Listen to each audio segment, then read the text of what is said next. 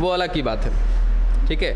लेकिन major case में तो हम पूछ ही लेते हैं। पूछताछ करने में 20 मिनट जाता है ना जी, कम से कम, तब 10 मिनट ही सही। अब बताते भी नहीं है, शायद एक आध को छोड़ दिया जाए तो क्या ही फ़ायदा है समय बर्बाद करके।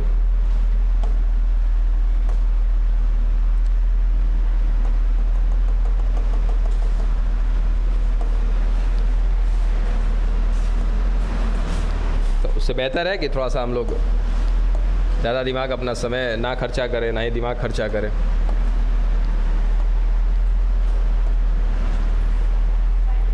ये हो गया था ना। चल, जटिल अस्थायी ऊतक शुरू कर रहे थे कि कर दिए थे? यहीं शुरू करना था ना।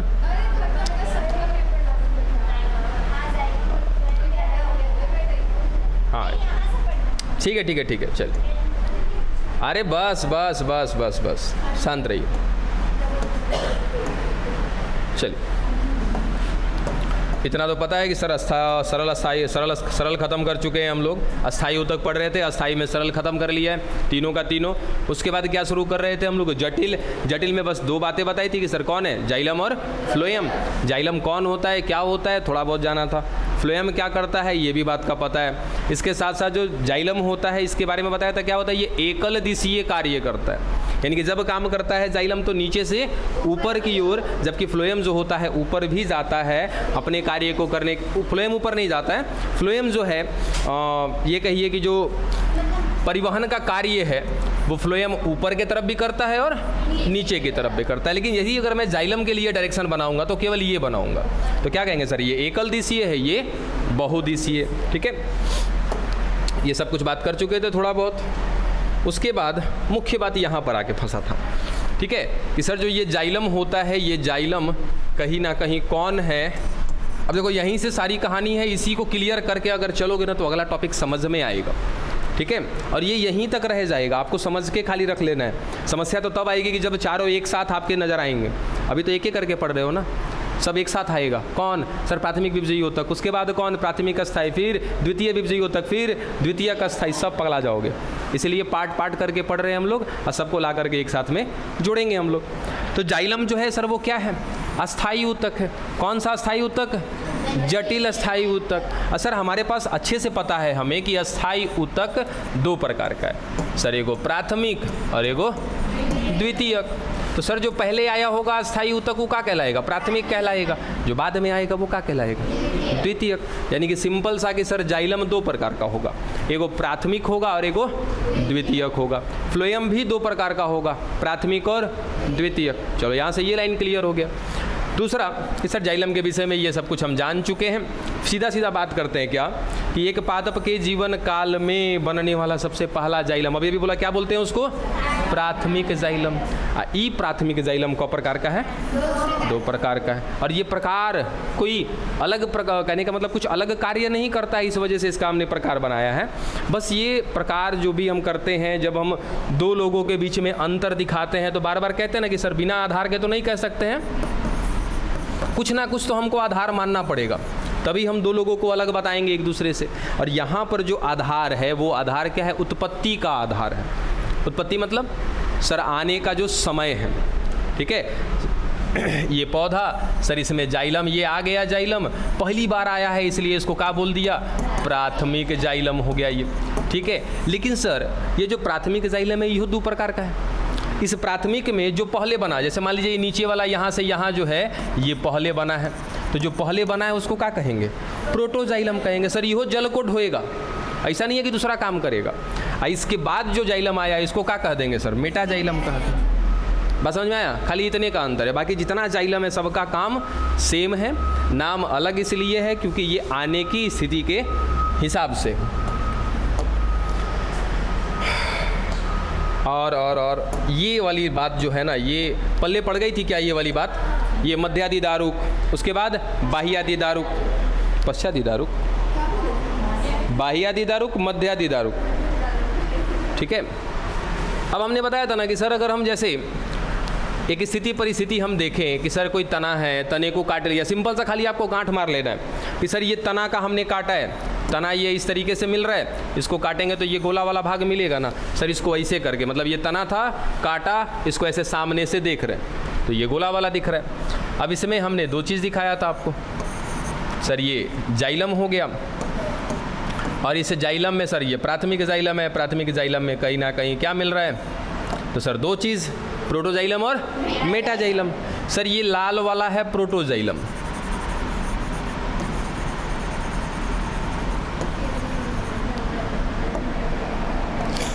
और ये ग्रीन वाला है आपका मेटाजाइलम। ये लो, तो यहाँ पर देख के एक चीज़ हम लिख पाएंगे, क्या लिख पाएंगे कि सर जो इसका प्रोटोजाइलम है वो कहाँ है, केंद्र के तरफ है, ठीक है, और जो इसका मेटाजाइलम है वो कहाँ पर है, परिधि के तरफ है। ये तो लिख पाएंगे ना, ठीक है। और इसी बात को हम क्या बोलते हैं बच्चा, मध्यादि दारुक, यानी कि प्रोटोजाइलम सर मध्य में है, प्रोटोजाइलम अंदर है, केंद्र की तरफ है, तो ये स्थिति, ये परिस्थिति क्या कहलाएगी, मध्यादि दारुक कहलाएगी। और ये मध्यादि दारुक की स्थिति कहाँ पर मिलती है, तने में मिलती है, जिसको नॉर्मली हम क्या बोलते हैं, स्टेम बोलते हैं, ठीक है।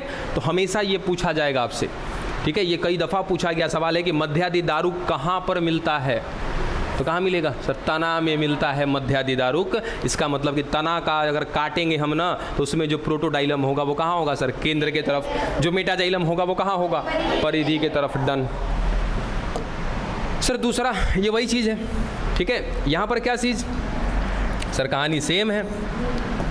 ये लो सर, ये तना हो गया, इस तने के अंदर ये लो जाइलम, इस बार प्रोटोजाइलम को कहाँ कर दिया हमने, परिधि के तरफ कर दिया सर, बाहर कर दिया इसको हमने प्रोटोजाइलम को, और मेटाजाइलम को अंदर कर दिया, केंद्र के तरफ कर दिया।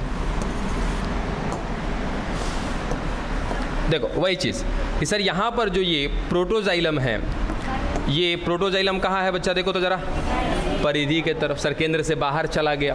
मेटाजाइलम कहाँ है, केंद्र के तरफ, इसको क्या बोलेंगे सर, बाह्यादि दारुक। तो खाली एक चीज़ पे ध्यान रखोगे क्लियर हो जाएगा, और वो क्लियर किस पे ध्यान रखना है हमको, प्रोटोजाइलम पे। प्रोटोजाइलम अगर बीच में है, मध्य में है, मध्यादि दारुक।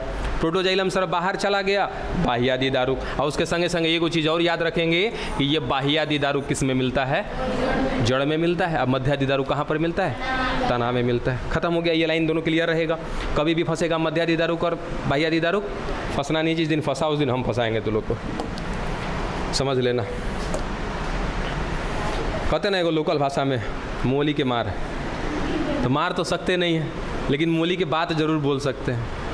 और इतना तो हम अपने ऊपर घमंड करते हैं कि ना रुला दिया आपको, बोलते बोलते बोलते बोलते तो जो ना सो।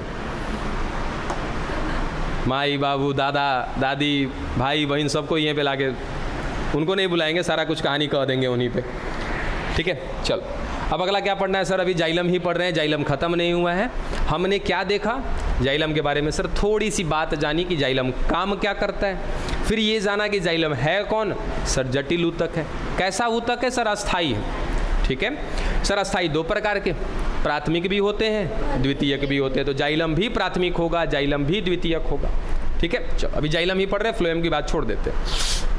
फिर उसके बाद हमने देखा कि जो प्राथमिक जाइलम है, द्वितीयक जाइलम में ऐसा नहीं है, यह है किसमें, प्राथमिक जाइलम में। कि प्राथमिक जाइलम देखेंगे तो प्राथमिक जाइलम दो प्रकार का, एगो प्रोटोजाइलम, एगो मेटाजाइलम। काहे दोनों अलग है सर, कुछ अंतर नहीं है।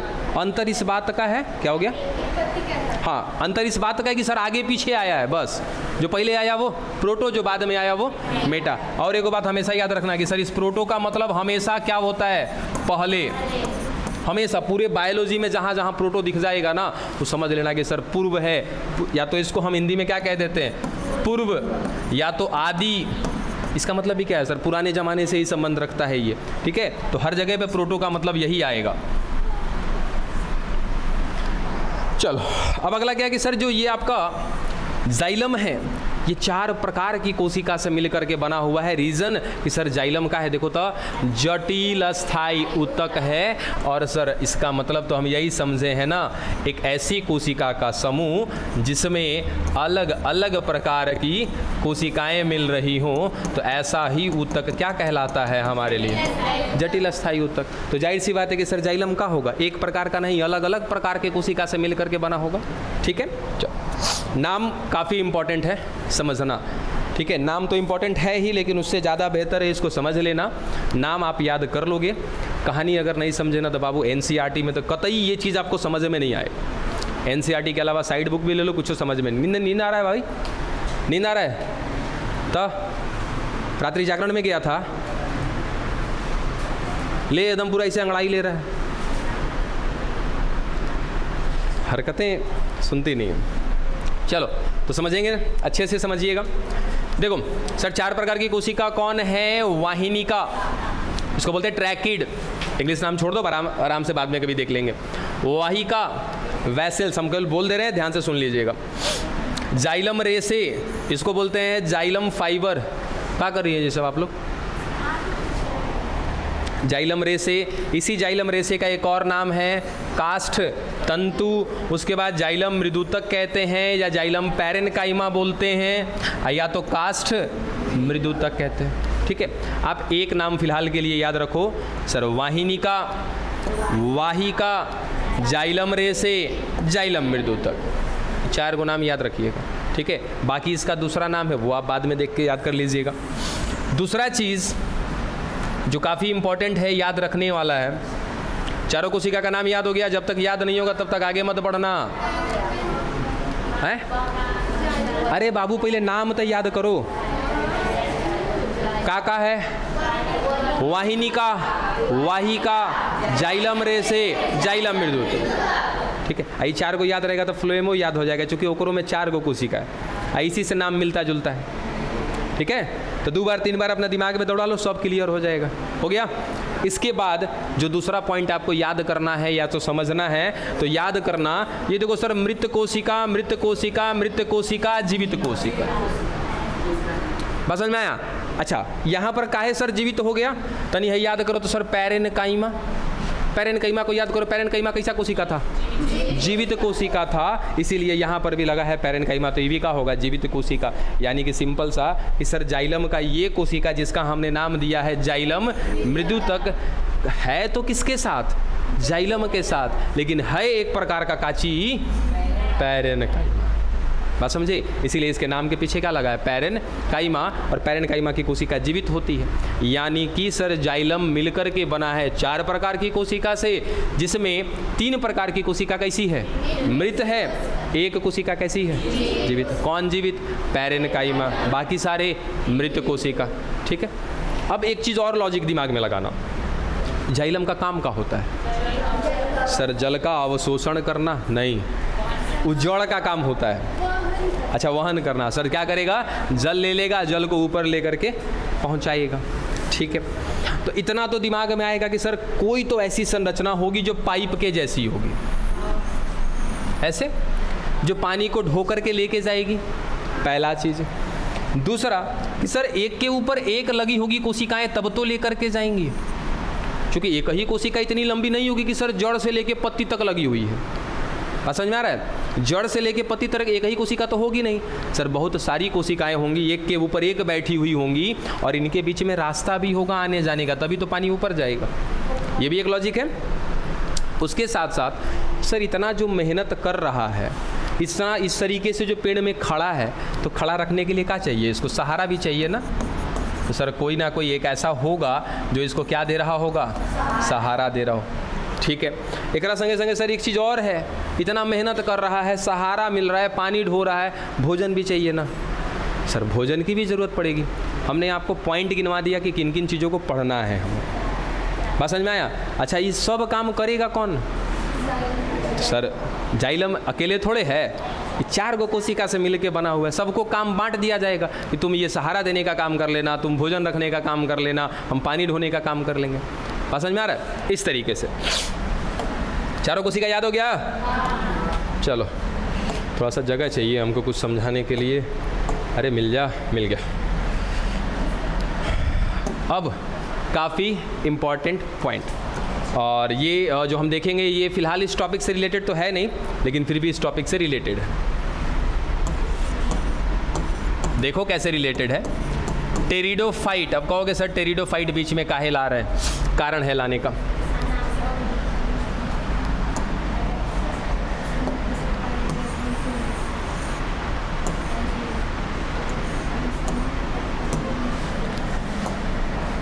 चलो हो गया टेरिडोफाइट। दूसरा अनावृत बीजी, तीसरा आवृत बीजी। इका लिखे हैं जी सर, पादपों का विकास का क्रम है, ठीक है। तब इससे भी पहले दिमाग में आएगा सर आप थैलोफाइट ब्रायोफाइट काहे छोड़ दिए। हाँ, हम किसकी बात कर रहे हैं बच्चा, जाइलम की। जाइलम के अलावा कुछ नहीं पढ़ रहे। अब सर पौधे का अगर विकास देखा जाए तो सबसे पहला इस धरती पर जो आए थे वो कौन थे सर, थैलोफाइट। थैलोफाइट, ठीक है। थैलोफाइट से सर डेवलप हुआ कौन, ब्रायोफाइट। ब्रायोफाइट से टेरिडोफाइट, टेरिडोफाइट से अनावृत बीजी, उसके बाद आवृत बीजी, ठीक है। चलो ये तो बात समझ में आई। सर जैसे जैसे विकास हुआ है वैसे वैसे उनमें कहीं ना कहीं सुधार भी हुआ होगा। थैलोफाइट अब ब्रायोफाइट में बाबू पानी नीचे से ऊपर करने के लिए कोई व्यवस्था नहीं था, यानी कि हम ऐसा कहें कि सर जाइलम थैलोफाइट में था, नहीं था। फ्लोएम था, नहीं था। ब्रायोफाइट में जाइलम फ्लोएम था, नहीं था। टेरिडोफाइट में जाइलम फ्लोएम था, हाँ था। समझे। तो एक चीज़ यहाँ से एक और पॉइंट बनता है कि सर जाइलम और फ्लोएम को मिला करके हम एक नाम देते हैं, कहते हैं संवहन ऊतक या संवहन बंडल, यानी कि यही जाइलम और फ्लोएम है जो ढोने का काम करेगा। जाइलम जल को ढोएगा, फ्लोएम भोजन को ढोएगा, और दोनों काम क्या कर रहा है सर, संवहन का कर रहा है। इसीलिए दोनों ऊतक को मिला के क्या कहते हैं, संवहन ऊतक। याद रखना कि सर संवहन ऊतक का विकास कहाँ पर हुआ था, टेरिडोफाइट में हुआ था, ठीक है। फिलहाल अभी हम जाइलम पढ़ रहे हैं तो जाइलम की ही बात करेंगे, जब फ्लोएम आएगा तो फ्लोएम में देखेंगे। सबसे बेहतर, सबसे एडवांस, सबसे अच्छा पादप कौन है अभी आज के डेट, सर आवृत बीजी। अगर एक मैं तुलना करूं, इसमें बीज बनता है, फल बनता है, इसमें सर खाली बीज बनता है, फल नहीं बनता है। यहाँ पे सर बीज भी बनता है, फल भी बनता है। जैसे जैसे हम विकास की दृष्टि से आगे चल रहे हैं, क्या पौधे में व्यवस्था बढ़ रही है कि नहीं बढ़ रही है। अच्छा, आज आपको मोबाइल मिल गया घर से, मोबाइल अभी आज के जनरेशन की बात कर रहे हैं। हाँ सर मिल गया, आज के जनरेशन को मोबाइल मिल गया। कब मिला सर, इंटर में आए तब मिला, ठीक है। क्या लगता है आपके बाद 10 साल के बाद जो बच्चे होंगे, अरे अब ये देखो ना, बचपन में मिल गया है ना जी। तो सर जैसे जैसे नया जनरेशन आएगा, चाहे वो किसी जीव का हो या किसी पौधे का हो, उसमें टेक्नोलॉजी एडवांस होता चला जाएगा, व्यवस्थाएं बढ़ती चली जाएंगी। चलो समझना क्या है वो समझो कि सर जो ये आवृत बीजी है, इस आवृत बीजी में अभी अभी हम बात कर रहे थे किसका, जाइलम का। जाइलम कितनी प्रकार की कोशिका से मिलके बना हुआ था, 4 प्रकार की कोशिका से मिलके बना था। कौन कौन था सर, वाहिनिका, वाहिका,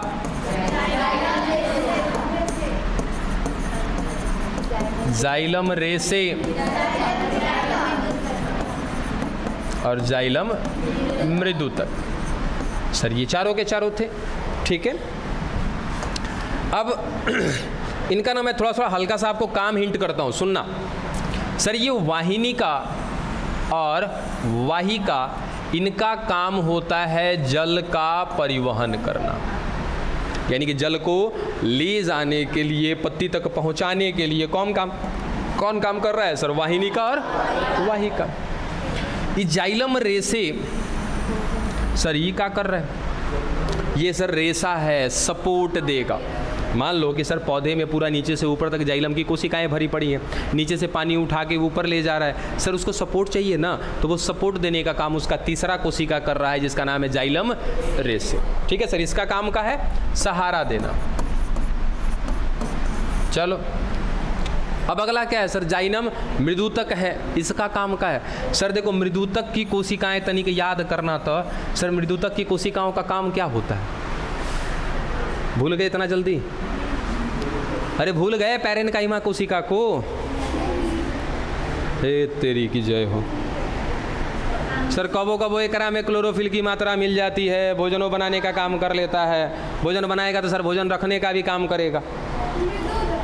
हाँ मृदुतक दिखाएं अभी हम क्या करता है मृदुतक। चले पीछे तो आराम से देख लेना, जाके नोट्स नहीं बनाते हो घर पे? बनाते तो जाके मिला करके देख लीजिएगा कि आपका मृदुतक का काम क्या होता है। सर भोजन का निर्माण करना, भोजन का संचय करना। हाँ तो कभी कभी तो यहाँ की जो मृदुतक कोशिकाएं होंगी इनमें मिलेगा भोजन संचित करने वाला संरचना। इनमें कभी कभी नहीं मिलेगा। देखो कभी कभी लिखने का सेंस क्या था कि सर ये पूरा एक पौधे का शरीर है, यहाँ भी मृदुतक की कोशिकाएं हैं। सर यहाँ भी मृदुतक की कोशिकाएं मिल रही हैं। यहाँ वाला ना तो भोजन बना रही है ना भोजन का संचय कर रही है, और यहाँ वाला सर कर रही है। तो क्या बोला सर कभी कभी देखने को मिलता है। डन। तो याद रखना कि सर ये मृदुतक जो है जाइलम मृदुतक, इसका काम होता है क्या करना? भोजन का संग्रहण करना, संचय करना, यही इसका काम है। चारों का काम समझ में आ गया? चलो अब अगर हम इसके पीछे चलें, किसमें? अनावृत बीजी में चलें।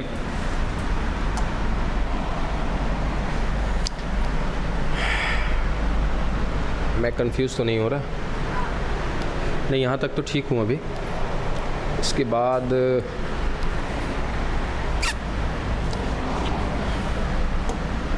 कंफ्यूजन हुआ तो बड़ा बवाल हो जाएगा। देखो यहाँ पे कौन कौन है? सर वाहिनिका है, जाइलम रेसे हैं और जाइलम मृदुतक है। यहाँ पर एक चीज़ नहीं है। कौन नहीं है सर? वाहिका नहीं है। अच्छा एक रो में अगर दिनों में देखो सर, ये वाहिनिका वाहिका दोनों का काम क्या है? जल को ढोना। ठीक है, लेकिन सर दोनों का काम जल ढोना है। सुन लो है, तो सबको दिखाएंगे, सबको बताएंगे किसका पर्सनल क्या काम है। अभी हम आगे कुछ चल रहे हैं, समझिएगा। सर दोनों जल ढोने का काम कर रही है। क्या दोनों में से कोई तो बेस्ट होगा ना? जब सर दो लोगों की बात करेंगे तो दोनों में से कोई ना कोई एक बेस्ट होगा, उससे एक दूसरा क्या होगा? कम होगा। सर वाहिनिका पानी ढो रही है, हाँ ढो रही है। वाहिका पानी ढो रही है, सर ये भी ढो रही है। इन दोनों में सर बेहतर पानी कौन ढोता है? वाहिका बेहतर पानी ढोती है। अब आ जाओ यहाँ पे कि सर जब टेरिडोफाइट में जाइलम आया था तो उस समय सर चारों कोशिका नहीं आई थी। वाहिनिका आई थी, जाइलम रेसे आए थे। सर ये पानी ढोएगा, ये सपोर्ट देगा, ये भोजन देगा। ठीक है, लेकिन क्या आवृत बीजी की तुलना में मैं अगर यहाँ बात करूँ तो कहाँ पर सर पानी अच्छे से ढोया जा रहा होगा? आवृत बीजी में। रीज़न कि सर जो सबसे बेस्ट काम करने वाला है पानी ढोने वाला, वो यहाँ पर नहीं। देखो इस टॉपिक का इस चैप्टर में फ़िलहाल कोई रिलेशन नहीं है। मैं आपको वहीं से आगे पढ़ा के निकल सकता था। ठीक है, और अगर बता रहे हैं तो इस बात को ध्यान में रखिएगा कि टेरिडोफाइट में ये 3 कोशिकाएँ ही होती हैं, चौथा वाहिका नहीं होता है। ठीक है, या अनावृत बीजी वाला ना मुझे थोड़ा कंफ्यूज है, इसलिए छोड़ रहा हूँ इसको यहाँ पे छोड़ रहा हूँ मैं। कन्फ्यूजन है, फिर आपको कंफ्यूज कर देंगे हम। अब मुझे ये थोड़ा सा याद नहीं आ रहा है कि चारों में से यहाँ पे तीन गो था कि नहीं था। अरे जैसा यहाँ पे होगा ना ऐसा ही, या तो यहाँ पर भी ऐसा ही होगा, नहीं तो यहाँ पर वाहिका आ चुका था, वो देख लेंगे तो आराम से कर देंगे, छोड़ दीजिए उसको। चलो इनका काम समझ में आ गया फिलहाल। और बेहतर कैसे है मुझे बस ये बताना था कि सर आज का पौधा बेहतर कैसे है, क्योंकि उसमें एक एडवांस टाइप की कोशिका आ चुकी है जिसका नाम है क्या? वाहिका। ठीक है, चलो हम सीधा सीधा समझ रहे हैं कि इसको बच्चा वाहिनिका को, इसका मतलब ट्रैकिड्स बोलते हैं इनको। अब इन कोशिकाओं के बारे में अगर हम पढ़ना चाहें, समझना चाहें तो दोनों अंतर समझ में आ जाएगा, वाहिका में भी और इसमें भी। और तुलना भी आपको किसको करना है सर? वाहिनिका के साथ किसकी तुलना करेंगे हम? वाहिका की। काहे करेंगे सर? ये भी पानी ढोता है और ये भी पानी ढोता है। ठीक है, चलो पहले हम इसके लक्षण को देख लेते हैं कि ये कैसा होता है, क्या करता है, वो सारा कुछ देखने के बाद इसकी तुलना करेंगे। ये कोशिका है, दिख रही है कोशिका? ठीक है सर, इसमें छेद दिखाई दे रहे हैं? बिल्कुल सर, नहीं रहेगा तो मान लो ये ऐसे एक कोशिका हो गया, कौन? वाहिनिका। काम क्या है इसका? पानी को ढोना। सर यहाँ से पानी लेकर के ऐसे जा रहा है तो क्या खाली ऊपर ही ले जाएगा? नहीं सर, ये छेद नहीं रहेगा तो इधर भी शाखा है पौधे में, इधर भी पत्तियां वगैरह है, कैसे देगा पानी? तो ये छिद्र इसलिए है ताकि ये ऊपर ऐसे जाता जाएगा और दाएं बाएं जिनको पानी चाहिए उनको देता जाएगा। ठीक है, ये आपकी वाहिनिका है। अब देखो सर ये कैसी है, ये तो पहले ही मालूम है हमको कैसा कोशिका है, मृत कोशिका है। खाली ये गुड़े जिंदा है, कौन जिंदा है, जाइलम पैरेन्काइमा या जाइलम मृदुतक, वही खाली जिंदा है। पहला पॉइंट खत्म हो गया। कैसा दिख रहा है देखो सर, लंबा है, नलिकाकार है, गुहा युक्त है। अभी का हो गया सर गुहा युक्त, देखो ये सर कोशिका हो गया ऐसे, ठीक है। और मृत कोशिका है ना, तो मृत कोशिका है तो सर इसमें का केंद्रक होगा, नहीं होगा। सर अगर मैंने इसको बता दिया कि ये कोशिका झिल्ली है, तो कोशिका झिल्ली के बाहर क्या मिल रहा होगा सर, कोशिका भित्ति मिल रहा होगा। ये लो कोशिका भित्ति मिल रहा है, ठीक है। अब कहीं ना कहीं सर ये तो हमने बता दिया कैसी कोशिका है, मृत कोशिका है। मृत कोशिका है तो क्या होगा सर, ये कोशिका झिल्ली अंदर से खत्म हो चुकी होगी। ये लो कोशिका झिल्ली खत्म हो गई। कोशिका द्रव्य खत्म हो गया, हाँ सर कोशिका द्रव्य भी खत्म हो गया। उसके बाद केंद्रक रह गया ना सर, केंद्रक भी इसमें क्या हो जाएगा, खत्म हो जाएगा। ये लो सर बना दिया इसको क्या, मृत कोशिका। सब कुछ क्या कर दिया, खत्म कर दिया। अब सर अब इसके अंदर क्या रह गया, ये खोखला सा भाग रह गया क्या, इसको क्या बोलते हैं बच्चा, गुहा बोलते हैं। सोचो कि अगर सर खोखला सा भाग नहीं रहेगा तो ये पनिया जाएगा कैसे जी, बस समझे। अगर अंदर से ही कोशिका खोखला नहीं रहेगा तो पानी अंदर से ढोना है ना, सिंपल सा। तो वही क्या लिखा है कि सर कैसा होता है, गुहा युक्त होता है। मतलब कि सर इस कोशिका में क्या होता है, खाली सा जगह होता है, ठीक है। पढ़ लिए, समझ में आ गया, बड़ा समझदार है जी तू लोग। चलो समझदार तो हो रहा है लेकिन गलती करता है। चलो सर दोनों किनारे कैसे हैं, दिख रहा है ना। चलो उसके बाद कोशिका भित्ति मोटी होगी। सर कर लेते हैं इसकी कोशिका भित्ति मोटी। ये कोशिका भित्ति क्या होगी इसकी, ऐसे मोटी। अब मोटी होने के पीछे का कारण क्या है इसका, बताना पड़ेगा कि सर लिग्निन का जमा हो गया है। नहीं ना, एक प्रकार का क्या है, कार्बोहाइड्रेट है। जहाँ पर अगर बता दिया कि सर लिग्निन पदार्थ मिल रहा है, वहाँ पे कार्बोहाइड्रेट मिल रहा है, वो क्या हो जाएगा, मोटा हो जाएगा, ठीक है। चलो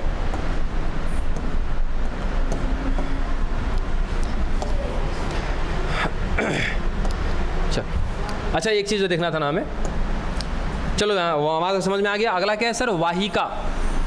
अब यहाँ पे तुलना कर लेना। सर वाहिनिका कैसी थी, ऐसी कोशिका थी सर, किनारा इसका पतला था, कोशिका भी क्या थी, पतली थी। इसको पढ़ो सर, मृत कोशिका है, क्लियर है। तो मृत होगा तो सर जाहिर सी बात इसकी भी कोशिका भित्ति क्या हमने बताया, मोटा। यहाँ भी कौन होगा सर, लिग्निन पदार्थ यहाँ भी जमा हुआ होगा, इसलिए यहाँ की कोशिका भित्ति भी कैसी होगी, मोटी होगी।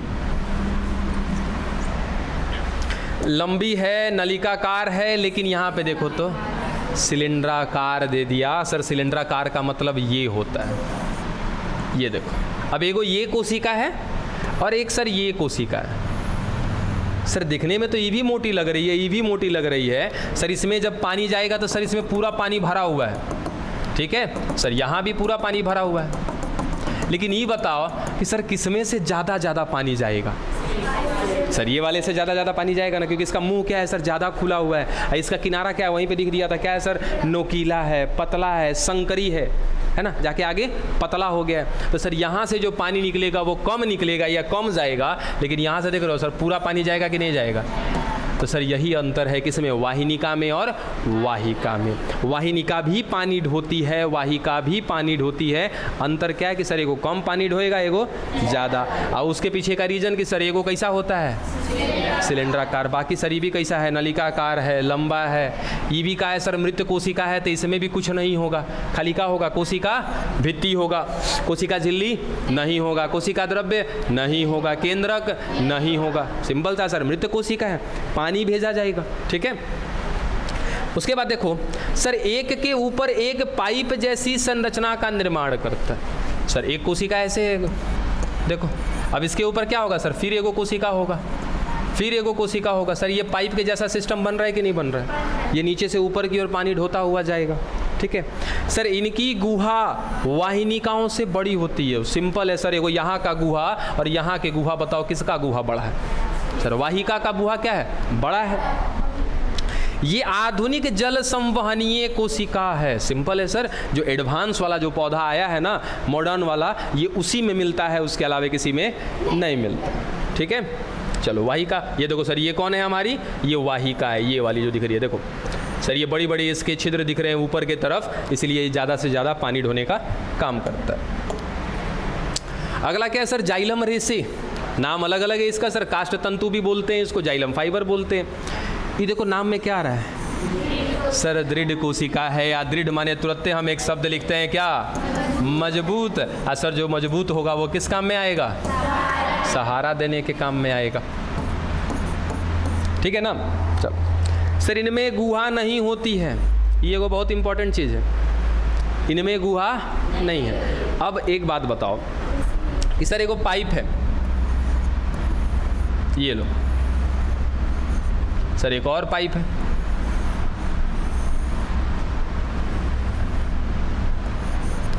एक जैसा बनाते हैं ना तो कहेगा सबकी अरे तट।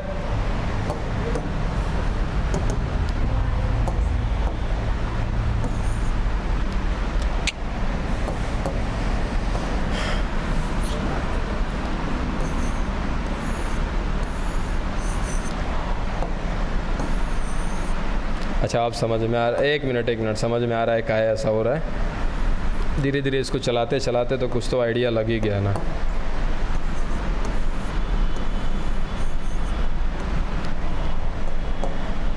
अब ले लेगा, कोई बात नहीं है, जाने दो। अरे सोचते हैं कि काम सिंपल हो जाए, होता नहीं है। चलो सर, दो पाइप दिखा दिया यहाँ पे, एक को कह दिए कि सर ये अंदर से भरा हुआ है, पूरा एकदम पूरा ऐसे भरा हुआ, ठीक है। ये एक अंदर से क्या है सर, भरा हुआ है, और एक अंदर से खोखला है। अब बताओ बाबू कौन ज़्यादा मजबूत होगा, सर भरा हुआ ज़्यादा मजबूत होगा, ठीक है।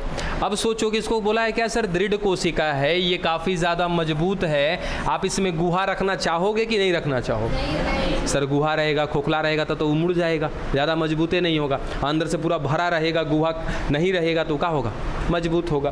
तो सिंपल सा सर, ये कोशिका दृढ़ होती है, इसमें गुहा नहीं होता। यहीं से इसी पॉइंट से दूसरा वाला भी याद हो जाएगा।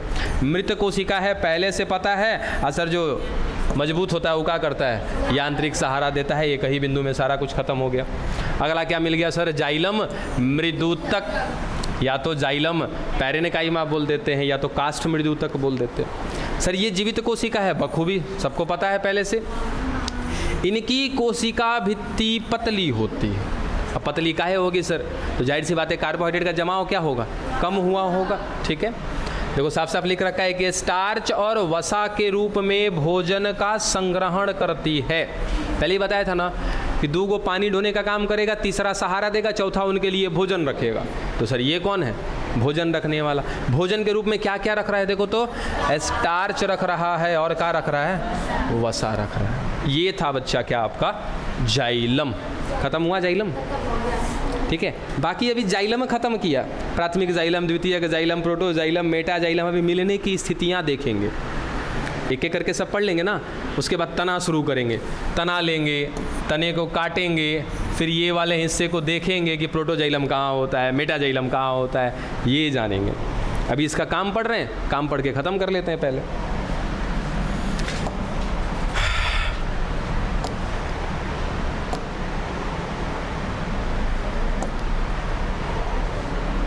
चल अब सर फ्लोएम, ये फ्लोएम है, ठीक है। जाइलम के चार, उसको अव्यय भी बोलते हैं हम लोग, चार अव्यय या चार अव्यय, ठीक है। यानी कि चार अव्यय का मतलब कि सर जैसे ये हमारा हाथ है सर, ये 5 उंगलियों से मिलकर के बना हुआ है, तो ये जो 5 उंगलियां क्या है, मेरे हाथ के अव्यय हैं, मेरे घटक है, बस वही चीज़। अब फ्लोएम के विषय में क्या जानते हैं हम लोग, सर फ्लोएम भोजन का संवहन करता है, ठीक है। अब भोजन का संवहन करता है मतलब कि सर ऊपर के तरफ भी, नीचे के तरफ भी, तो कोई ना कोई होगा जो क्या कर रहा होगा सर, भोजन का संवहन कर रहा होगा यहाँ पे, ठीक है। संवहन जो करेगा वो क्या होगा, अंदर से खोखला होगा, ये बात भी समझ में आता है। उसके बाद जैसे जाइलम को सहारा चाहिए था, वैसे फ्लोएम को भी क्या चाहिए, सहारा चाहिए। उसके बाद जैसे जाइलम को भोजन चाहिए था, यहाँ भी क्या चाहिए, भोजन चाहिए, ठीक है। चलो देखो सर, ये हैं वो 4 कोशिकाएं जो मिल करके निर्माण करती हैं किसका? फ्लोएम का। ठीक है सर, कौन कौन? चालनी नलिका, सहायक या सखी या सहचर, इसी का नाम है। फ्लोएम रे से फ्लोएम मृदुत तक। बोला था ना कि जाइलम वाला याद रहेगा तो यही याद रह जाएगा। ठीक है, क्या क्या तनी फिर से देखो तो, चालनी नलिका, सहायक या सहचर या सखी कोशिका, है ना। उसके बाद फ्लोएम रेसे, फिर फ्लोएम पैरेनकाइमा। अब एक नाम है सर, दूगो के काम तो समझ में आ रहा है यहीं पे। ये कहीं ना कहीं भोजन रखेगा, ये क्या करेगा सर? सहारा देगा। ये दोनों काम क्या करेगा सर? तो ये दोनों का काम होगा भोजन को ढोने का, भोजन को संवहन करने का। ठीक है, और एक चीज़ वहाँ पर आपने नोटिस किया था, कहाँ पे सर? जाइलम में।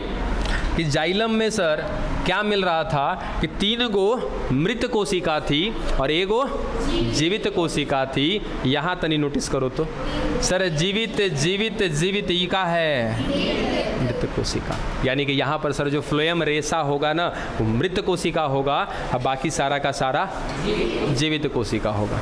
ठीक है,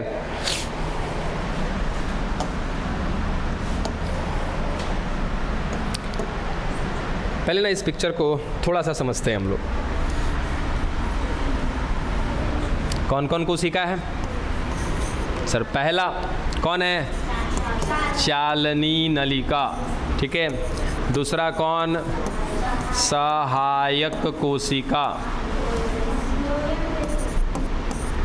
तीसरा हो गया आपका फ्लोएम रेसे। चौथा हो गया आपका फ्लोएम मृदुतक। ठीक है, चलो सर यहाँ पर ये चारों के चारों हैं, बात समझ में आ रहा है? अब चारों में से सर 2 गो का काम तो आसानी से हमको समझ में आ गया। सर ये क्या करेगा? सपोर्ट देगा इसको। ये क्या करेगा? अपने पास सर भोजन रखेगा। ठीक है, असल इस चालनी नलिका और सहायक नलिका को समझना होता है। ठीक है, अब देखो इसका काम ही बड़ा अजीब होता है।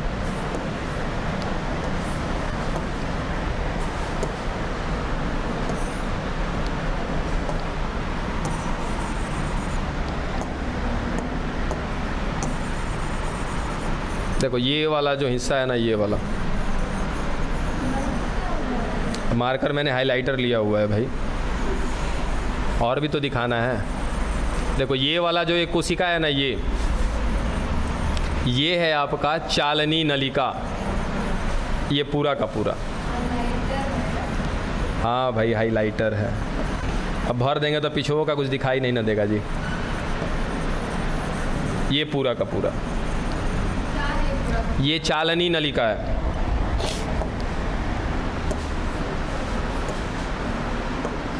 ठीक है सर, ये चालनी नलिका हो गई। अब ये वाला कौन सर? ये है सहायक कोशिका। ठीक है, तो चालनी नलिका, उसके बाद सहायक कोशिका। सर चालनी क्या करेगी? अंदर ही अंदर भोजन को लेके जाएगी। सहायक नाम क्यों पड़ा सर? ये इसकी सहायता करेगी। दोनों मिलकर के क्या करेंगे? भोजन ढोएंगे। ये डायग्राम छोड़ दीजिए, मैं आपको खुद बना करके दिखाऊंगा, समझाऊंगा। उसके बाद ये सपोर्ट, ये भोजन। समय आज है, बनाए, छोड़ देते हैं। ठीक है, बाकी कल हम इसका मैकेनिज़्म देखेंगे कि आखिर ये काम कैसे करते हैं। ये मुख्य रूप से आपको यही दोनों को समझना है कि चालनी नलिका और उसके बाद सहायक कोशिका कैसे काम करती है, वो चीज़ हम देख लेंगे। उसके बाद एक एक करके सबको पढ़ेंगे। जैसे देखो, सबसे पहले हम किसको पढ़ने वाले हैं? आजा, देखिए चालनी नलिका को पढ़ेंगे। उसके बाद फिर कहीं ना कहीं क्या पढ़ेंगे? सहायक कोशिका। और ये कुछ चीज़ बड़ा भयंकर है, देखो यहाँ पे इनमें केंद्रक नहीं होता है। इसका एक लॉजिक आपको दे देते हैं, आप लोग इसी में फंसे रहिएगा तब तक, कल तक के लिए यहीं फंसे रहिएगा। देखो सुन लो सर, ये एगो कोशिका, एक और कोशिका। अच्छा ये बताओ सर, हम लोग अपने सारे कार्य स्वयं से करते हैं? कौन करवाता कौन है हमसे? ये ब्रेन करवाता है। ठीक है, अब सर मेरा कंट्रोलिंग पावर, मेरे बॉडी का जो कंट्रोल बॉक्स है वो ये ब्रेन है। चलो ठीक है सर, एक कोशिका का कंट्रोल पावर कौन होता है? केंद्रक होता है। चलो सर, ये इसका केंद्रक, इसको कह देते हैं कि सर ये है सहायक कोशिका। ये है चालनी नलिका, ठीक है, समझना। सर सहायक कोशिका में केंद्रक है, चालनी नलिका में अभी अभी आपने क्या पढ़ा, केंद्रक नहीं होता है, ठीक है। दूसरा कि हम ये भी कह रहे हैं कि सर ये चालनी नलिका और सहायक नलिका ये दोनों मिलकर के क्या करेगा, भोजन का संवहन करेगा। और अगर कुछ काम करना है, अगर ये कोशिका सर क्या कर रही है, भोजन ढोने का काम कर रही है, तो भोजन ढोने के लिए आदेश कौन देगा, इसका केंद्रक। जैसे सर ये एक बड़ी सी कोशिका हो गई, सर यहाँ से यहाँ क्या करना है, भोजन भेजना है ऊपर के तरफ, लेकिन ये भोजन तभी भेजेगा जब इसका केंद्रक इसको अनुमति देगा कि भाई नीचे से भोजन ले लो और ऐसे ऊपर की तरफ जाने दो। बात समझ में आया? तो सर जब वो में केंद्रक है ये नहीं है तो भोजन कैसे ढोएगा, कुछ हो नहीं है। अब सहायक मदद करेगा, कैसे मदद करेगा, यही तो सस्पेंस में छोड़ा है ना आपको। बिल्कुल सहायक कोशिका ही मदद करेगी। कैसे मदद करेगी? क्योंकि सर वो बिना केंद्रक की कोशिका है, बिना आदेश के काम नहीं करेगी। बात समझे? बस वही चीज़ है, बिना माई बाबू के, वो अपना मन के है।